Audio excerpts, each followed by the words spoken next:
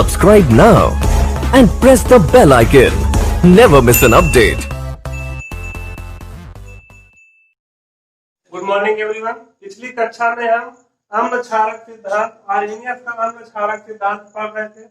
इसमें बताया गया था कि आर्हेनियस के अम्ल क्षारक सिद्धांत को आयनन सिद्धांत भी कहते हैं। अब इसमें पहले आपको आयनन बताया गया था। आयनन क्या होता है? तो आयनन क्या होता है? जब किसी विद्युत अपघट्य को जल या अन्य विलायक में मिलाते हैं तो अपने आयनों में टूट जाता है। इसी प्रक्रिया को आयनन कहते हैं। उसके बाद अम्ल की परिभाषा बताई गई। तो अम्ल पढ़ा दिया गया था, लेकिन आज थोड़ा सा देख लीजिए उसका फास्ट ट्रैक। देखिए, आर्हेनियस के अनुसार अम्ल कौन होते हैं? आर्हेनियस के अनुसार ऐसे पदार्थ जो जलीय विलयन में H+ आयन देते हैं वो क्या होते हैं? अम्ल होते हैं। पिछली कक्षा में पढ़ चुके थे। परिभाषा हो गई तो उसके उदाहरण हो गए थे, लेकिन इसके और उदाहरण देख लीजिए। कल उदाहरण हुआ था HCl। HCl को एक्वस फॉर्म, मतलब जैसे ही HCl को जल में घोला जाता है या अपने आयन H+ और Cl- में टूट जाता है। क्यों? क्योंकि यह एक विद्युत अपघट्य है। यह एक विद्युत अपघट्य है। ठीक है। अब विद्युत अपघट्य जब जल में घुलेगा या किसी अन्य विलायक में घुलेगा तो अपने आयनों में क्या होगा? वो टूट जाएगा। तो HCl क्या होता है? अपने आयन H+ और Cl- में टूट जाता है। क्योंकि आर्हेनियस के अनुसार जब यह जलीय विलयन में जाता है तो अपने आयन H+ धनायन के रूप में H+ या हाइड्रोजन आयन या प्रोटॉन देता है। तो इस पदार्थ को क्या कहेंगे? अम्ल कहेंगे। दूसरा उदाहरण आपका HNO3 का था, नाइट्रिक अम्ल। इसको जब हम जलीय विलयन में मिलाएंगे तो यह अपने आयन H+ और NO3- में क्या होगा? टूट जाएगा एक्वस फॉर्म में। एक्वस का मतलब जलीय विलयन। क्योंकि यह जल में जाने पर अपने आयन H+ में टूट रहा है। धनायन जो है इसका H+ है, प्रोटॉन है। वो जल में जाने पर H+ आयन प्रोटॉन दे रहा है। इसकी वजह से आर्हेनियस के अनुसार क्या हो गया? ये अम्ल हो गया। इसके दो उदाहरण आपको पिछली कक्षा में बता दिए गए। इसकी परिभाषा बता दी गई थी कि वे पदार्थ जो जलीय विलयन में H+ आयन देते हैं अम्ल कहलाते हैं। दो परिभाषा इसकी हो गई थी। दो उदाहरण इसके हो गए थे। अब देखिए इसमें कुछ अन्य अम्ल देखते हैं। दो अम्ल तो आप पढ़ चुके थे कल ही। अम्ल के उदाहरण में हम देखते हैं आप तीसरा उदाहरण। तीसरे उदाहरण में देखिए, दो उदाहरण कल हो गए थे जो अभी बताया गया है। तीसरा उदाहरण है एसिटिक अम्ल। ऐसे आपका सूत्र होता है CH3COOR। इसका नाम है एसिटिक अम्ल।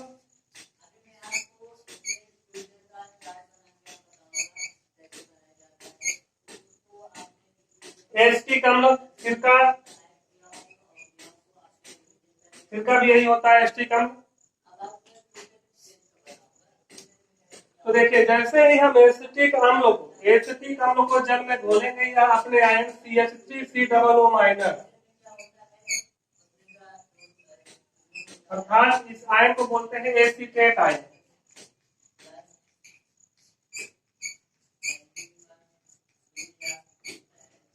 और H+ आयन देगा। अब H+ को जानते हैं आप, प्रोटॉन कहते हैं। तो तीसरे उदाहरण हमने ये देखा कि एसिटिक अम्ल या सिरका जैसे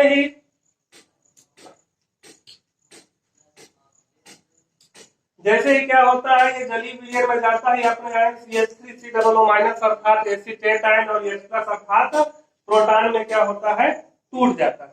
तो चूंकि यह जलीय विलयन में जाने पर H+ आयन या प्रोटॉन देता है, जैसे आर्हेनियस के अनुसार क्या हो गया? ये अम्ल हो गया। अगला उदाहरण देखते हैं।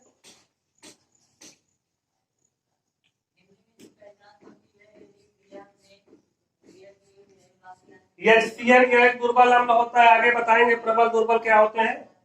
HCl एक्वस फॉर्म मतलब जलीय विलयन। इसका नाम होता है हाइड्रोजन साइनाइड।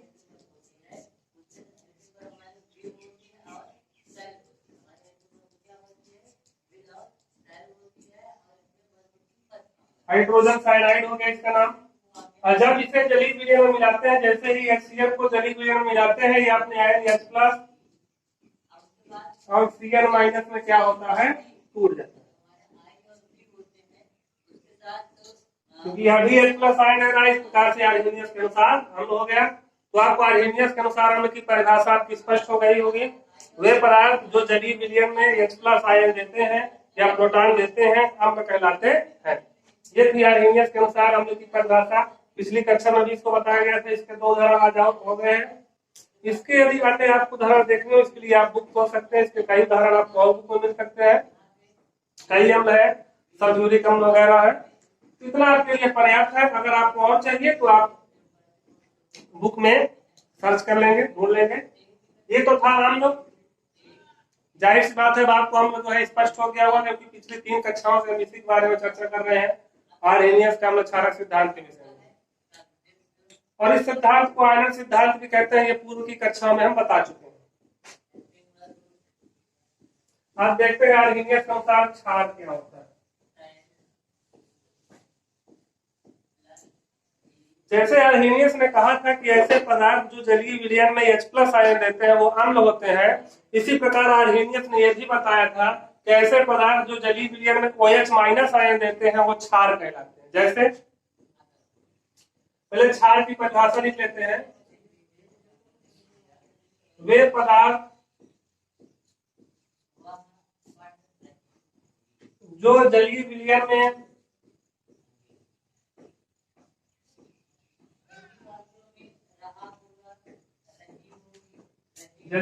में OH माइनस आयन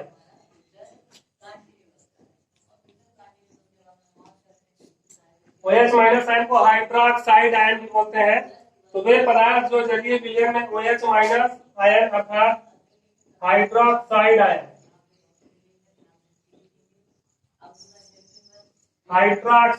आयन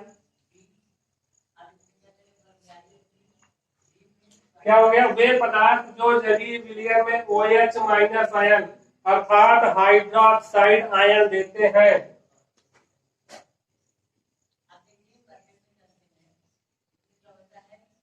क्षार कहलाते हैं।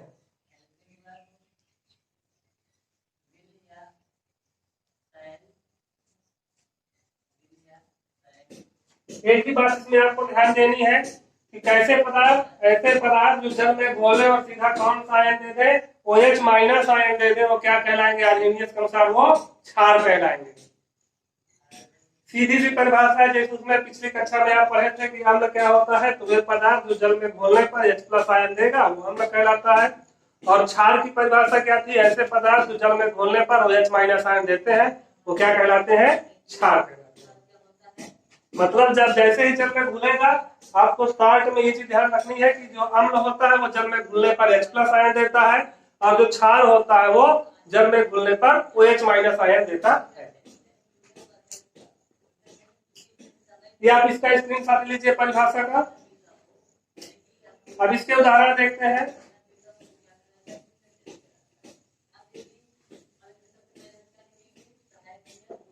अब देखिए उदाहरण में देखिए, जैसे पहला उदाहरण लेते हैं NaOH। NaOH को बोलते हैं सोडियम हाइड्रोक्साइड।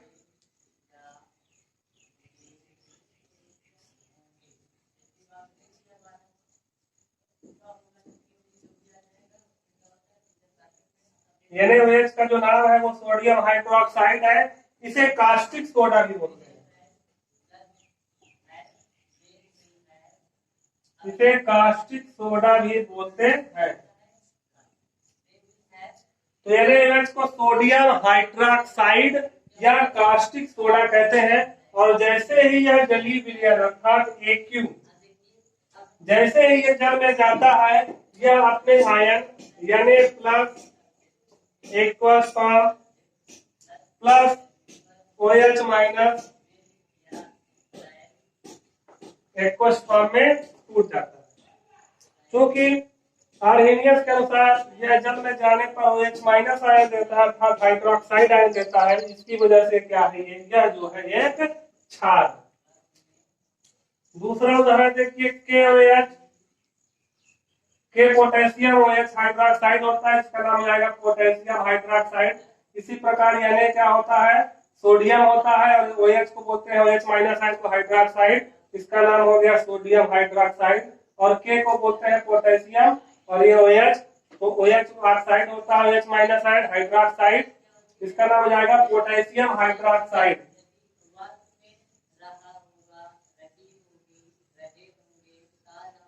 Potassium hydroxide.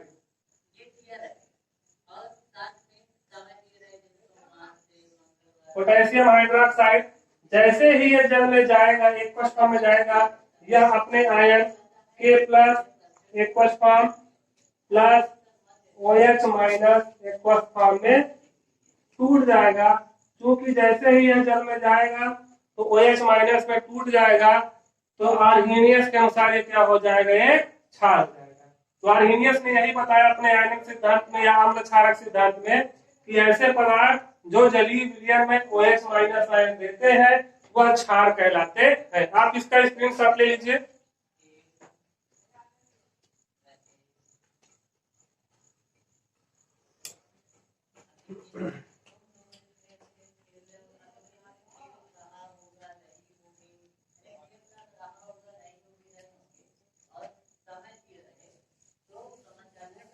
एक उदाहरण आप क्षार का और देख लीजिए आर्हीनियस के अनुसार। तीसरा उदाहरण NH4OH, इसका नाम है अमोनियम हाइड्रोक्साइड। अमोनियम हाइड्रोक्साइड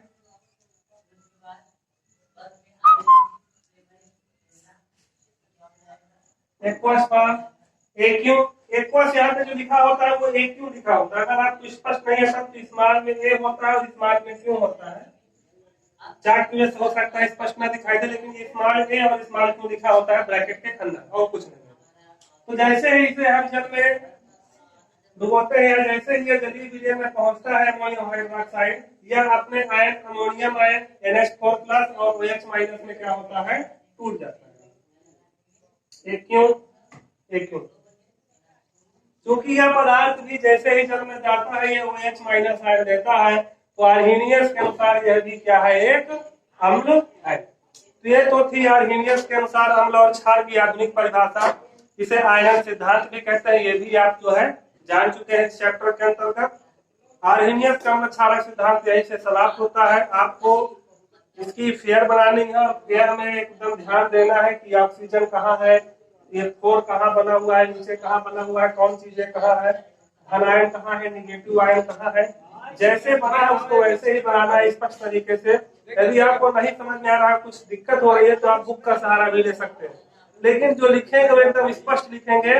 जब स्पष्ट लिखेंगे तो स्पष्ट पढ़ेंगे, और स्पष्ट पढ़ेंगे तो अच्छा दिमाग में अच्छी तरीके से जो है बातें फील हो जाएंगे। तो ये तो था आपका आर्हीनियस का अम्ल क्षारक सिद्धांत। इसके आगे का जो भी इस चैप्टर में है वो हम अगले वीडियो में पढ़ेंगे। धन्यवाद।